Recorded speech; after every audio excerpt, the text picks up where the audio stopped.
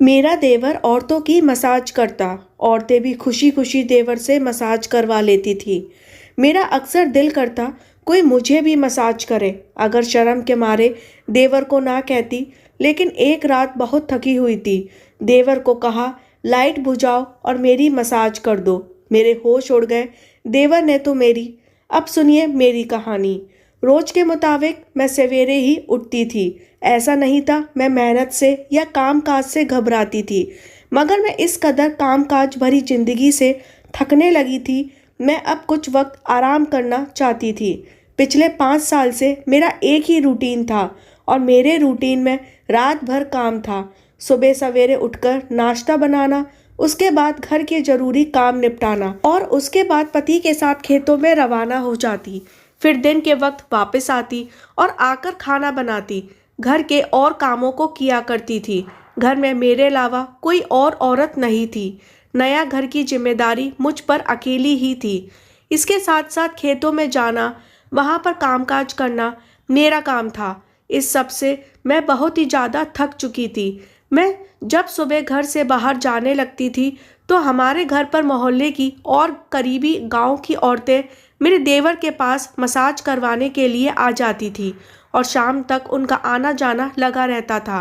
क्योंकि मेरा देवर घर पे ही रहता था, और उसके ऐसे काम से अच्छी खासी आमदनी हो जाती थी।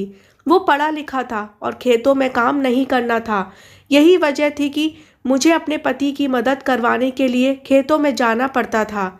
हमारे गांव का ये रिवाज था कि सभी औरतें अपने पति के साथ मिलकर ही काम करवाया करती थी और उसका हाथ बटाया करती थी।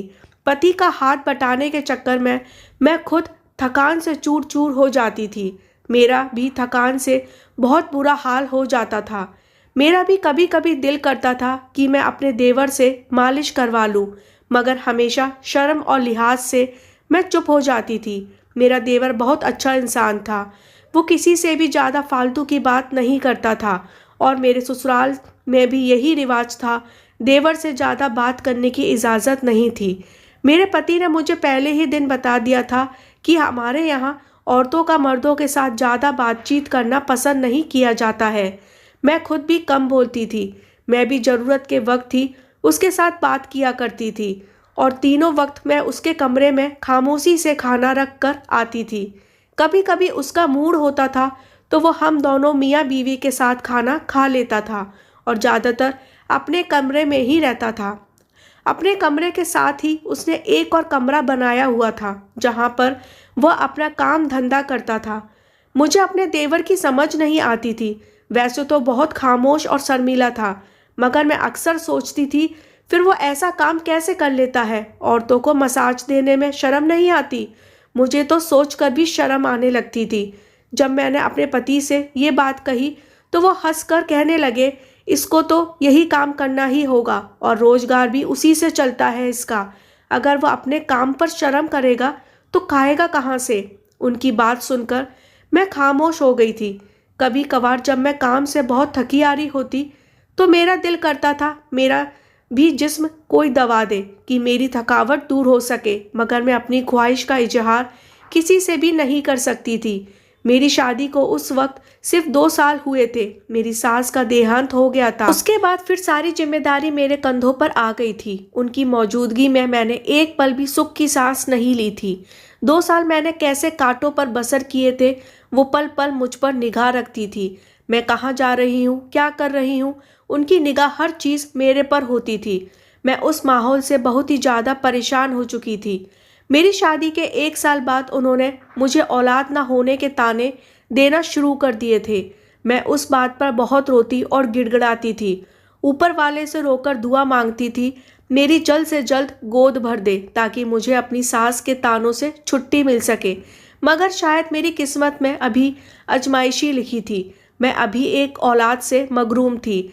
फिर एकदम से मेरी सास बीमार होने लगी थी। बहुत से हकीम और डॉक्टर से उनका इलाज करवाने की कोशिश की गई, मगर उनकी बीमारी किसी की भी समझ में नहीं आ रही थी। उनके दोनों बेटे उनसे बहुत ज़्यादा प्यार करते थे, मगर ससुर का बहुत साल पहले देहांत हो गया था। मेरी सास ने उन दोनों का माँ बाप दोनों बनकर अकेला ही पाला था, तो वो बहुत गुस्से वाली औरत थी। उन्होंने सारी जिंदगी बहुत ही शराफत से गुजार दी थी। उनके माँ बाप ने उन्हें दूसरी शादी करने का बहुत जोर दिया, मगर अपने बच्चों की वजह से उन्होंने दूसरी शादी करने से इनकार कर दिया था। उन्होंने अपनी सारी जिंदगी अपने दोनों बेटों के लिए कुर्बान कर दी।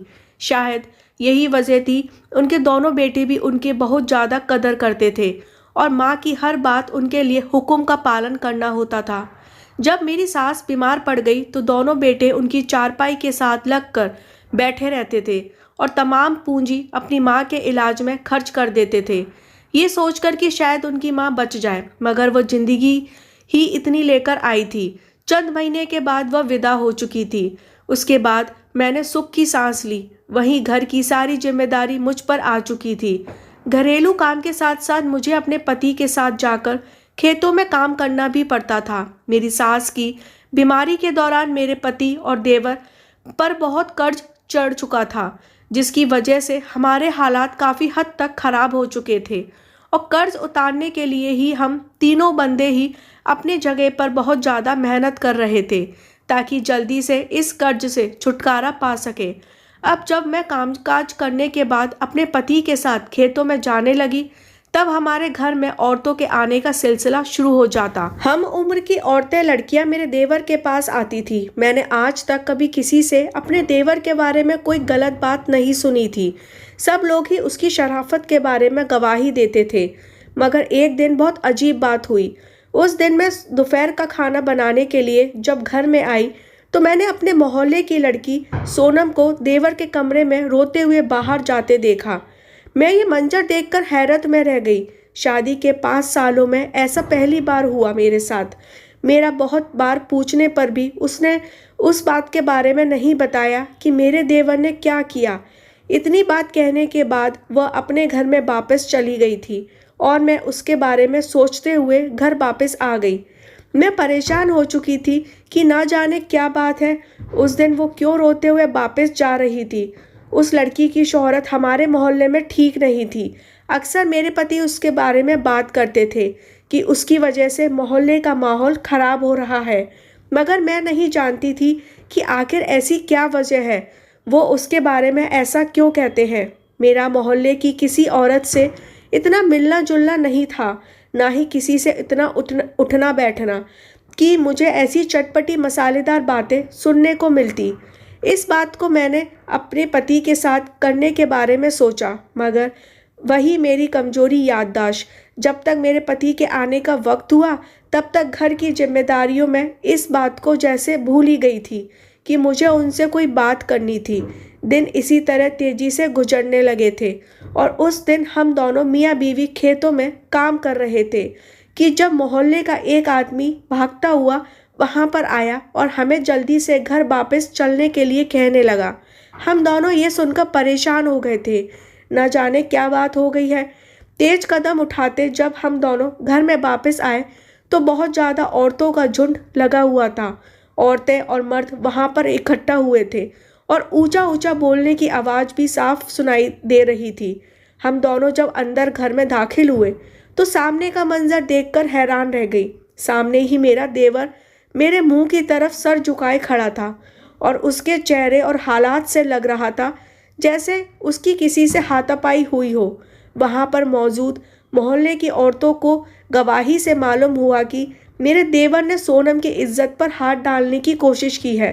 अब सोनम सर झुकाकर खड़ी थी। उसके कपड़े फटे हुए थे और वो हिचकियाँ लेकर रो रही थी।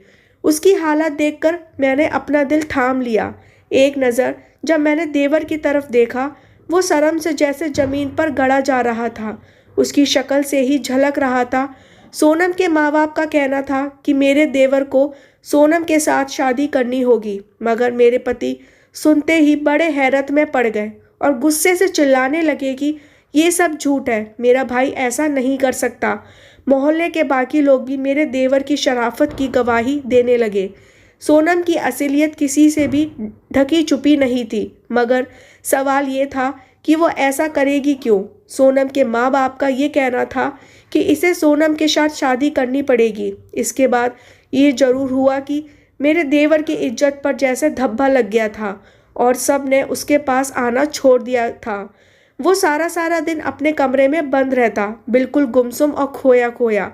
पर पहले भी बहुत कम बोलता था, मगर अब तो जैसे बात करना ही भूल गया था। उसकी हालत देखकर मुझे उस पर तरस आता था। मेरा दिल भी ये मानने को इनकार कर रहा था कि मेरा देवर ऐसा कर सकता है।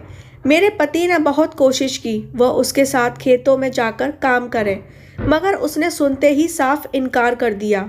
और फिर मेरे पति के दोस्त की वजह से उसके लिए शहर में नौकरी का बंदोबस्त हो गया था और वो शहर में ही एक किराए का कमरा लेकर रहने लगा। अब हम दोनों मियाँ बीवी घर पर अकेले रह गए। अक्सर मुझे अपने देवर की कमी महसूस होती थी। मेरे पति भी उसके लिए उदास रहते थे। मैं अक्सर यही सोचती थी कि कोई लड़की कितनी ही गिरी क्यों ना हो, वैसे अपनी इज्जत का शरेआम तमाशा नहीं बना सकती। दूसरी तरफ मुझे अपने देवर पर भी भरोसा था और यकीन था। मैंने उन 5 सालों में उसमें कोई भी खराबी नहीं देखी थी। मैं ये सब से अनजान थी कि आखिर ये सब क्या था। इसी रोज के काम में गुजर रहे थे जब मुझे एक दिन जो खुशखबरी मिली, जिसको सुनने के लिए मेरे 5 साल से कान तरस गए थे। मैं बहुत ज़्यादा खुश रहने लगी थी। मेरे पति ने मुझे खेतों का काम छुड़वा दिया था और उन्होंने अपने साथ काम करने के लिए एक नौकर रख लिया था। वो मुझे ज़्यादा से ज़्यादा आराम करने को कहा करते थे। मेरी तरह उन्हें भी अपनी औलाद के लिए बहुत खुशी थी। हम दोनों ने इस खुशी के लिए इतने साल से इंतज़ार किया था। कुछ दिन के बाद मेरे देवर छुट्टी पर गांव वापस आए और मुझसे मिलने के बाद रोज के मुताबिक अपने कमरे में जाकर आराम करने लगा। अब मेरे पति रात देर तक खेतों में काम करते रहते ताकि उन्हें ज़्यादा से ज़्यादा मुनाफा हासिल हो। अब होने वाली औलाद की वजह से उन पर जैसे जिम्मेदारी और बढ़ गई थी। मैं घरेलू कामकाज से ही बहुत थक जाती थी। थकावट की वजह से मेरे जिस्म टूटने वाला हो जाता था। इस दिन भी मेरी बहुत बुरी हालत थी। मेरे पति अभी तक खेतों से वापस नहीं आए थे। मैंने सोचा कि आज मेरा देवर घर पर है, मैं उसे मसाज करवाने की कहती हूँ। मेरा जिस्म बहुत थकावट और बेचैनी महसूस कर रहा था। फिर मैं अपने देवर के कमरे में चली गई। मुझे देखकर वो चौंक गया। मैंने कुछ देर तो सोचा कि उसे कैसे बात करूं, मगर फिर ख्याल को एक जगह रखा और उससे कहा कि लाइट ऑफ करके अगर थोड़ी देर मेरी मसाज कर दो। तो अगले पल मेरे लिए हैरानी सब्र बन चुका था। जैसे राहुल अपनी जगह से उठा, उसके चेहरे पर डर के अंदाज होने लगे थे। नहीं भाभी, प्लीज़, मेरे पास एक मेरे भाई का रिश्ता ही रह गया है। मैं इस रिश्ते को ख़राब नहीं करना चाहता। आप प्लीज़ यहाँ से चली जाएं। अपने देवर की आवाज़ सुनकर मैं जैसे ही हैरत में पड़ गई थी। शर्मिंदगी से मुझे कदम उठाना भी दुश्वार हो रहा था। मेरा देवर न जाने मुझे क्या समझ रहा था। मैं अपने कमरे में वापस आ गई हूँ। ये सोचते सोचते न जाने कब दिन की वादियों में खो गई थी। लेकिन मेरे देवर ने मुझे गलत क्यों समझा? मैंने तो उसे सिर्फ मसाज के बारे में ही कहा था और अगले दिन सवेरे ही वो वापस चला गया था। फिर कुछ दिन बाद मुझे और पूरे मोहल्ले को ऐसी खबर सुनने को मिली जिससे हम सबके होश उड़ा दिए। उस दिन सोनम ने सबके सामने रोते हुए इस बात का इकरार किया कि उसने मेरे देवर पर इल्ज़ाम लगाया था। वो दरअसल उसके साथ शादी करना चाहती थी, उससे प्यार करती थी, मगर मेरा देवर एक शरीफ इंसान था। उसने जवाब में सोनम को मना किया। मेरे देवर ने समझाने की कोशिश की तो सोनम ने उल्टा उस पर इल्ज़ाम लगा दिया कि मजबूर होकर उसके साथ शादी कर ले। इस बात में ज़्यादा सोनम का ही नुकसान हुआ था। उसके लिए अच्छे रिश्ते भी आना बंद हो गए थे। अब एक बहुत ही बड़ी उम्र के आदमी का रिश्ता उसके लिए आया था और कुछ दिनों में उसकी शादी होकर यहाँ से चले जाना था। पूरे मोहल्ले के लोगों के दिल में जो मेरे देवर के लिए कांटा छुपा हुआ था, वो जैसे कहीं निकल गया था। अब अपने देवर के इस बात पर जैसे मेरे सीने से भी एक हंसी निकल गई थी।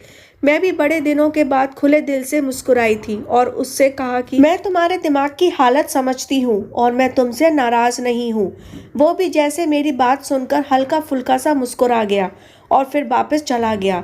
अब उसने अपने ऑफिस की एक लड़की को पसंद कर लिया था और उसके साथ शादी करना चाहता था। हमें भला इस पर क्या ऐतराज़ हो सकता था? हमारे लिए ही काफ़ी था कि वो अपनी ज़िंदगी में खुश और मगन है। हमने उसे खुशी खुशी से इजाज़त दे दी और उसके लिए ये सब ठीक था। जब उसका भतीजा या भतीजी इस दुनिया में आएगा तो वह तब ही शादी करेगा।